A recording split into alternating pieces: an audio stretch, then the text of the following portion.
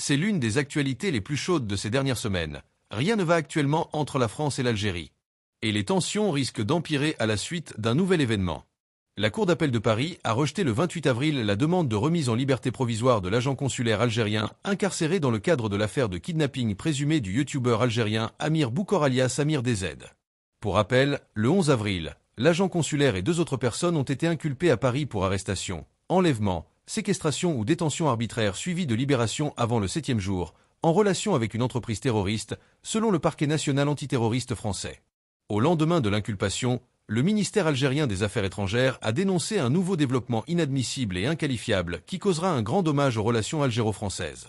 Pourtant, les présidents Emmanuel Macron et Abdelmadjid Tebboune avaient acté quelques jours auparavant la fin d'une crise d'une intensité rare, qui avait conduit les 2 pays au bord de la rupture diplomatique. Promettant des conséquences, Alger a reçu l'ambassadeur de France en Algérie, Stéphane Romatet, pour exprimer à vive protestation. Avant d'ordonner le 14 avril l'expulsion de 12 fonctionnaires français en poste en Algérie. C'était le début d'une nouvelle escalade.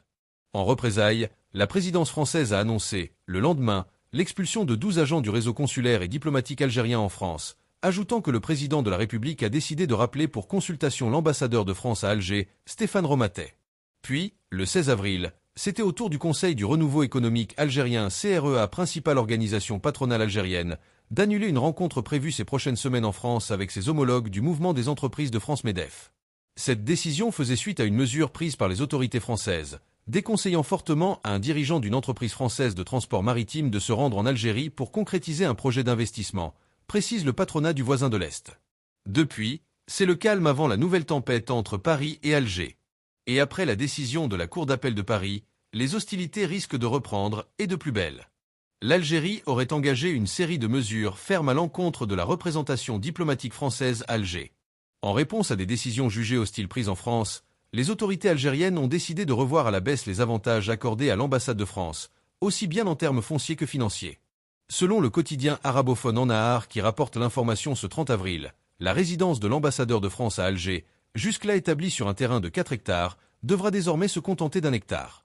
Le terrain de l'ambassade, qui s'étendait sur 14 hectares, sera réduit à seulement 2.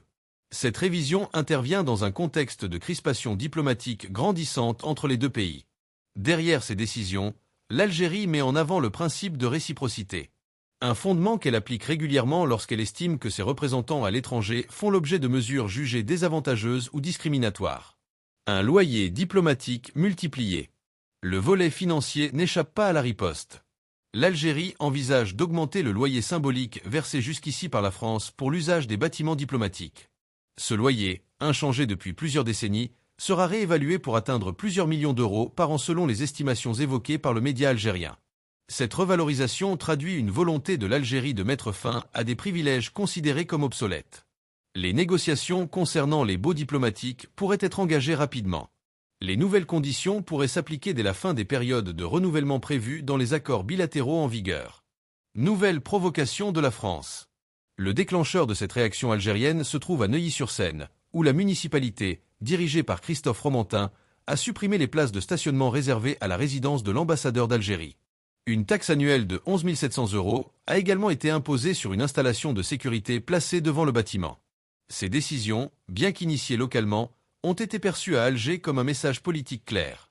Elles s'ajoutent à d'autres épisodes récents, notamment l'arrestation d'un agent consulaire algérien à Paris, dans une affaire qui impliquait un influenceur algérien en exil.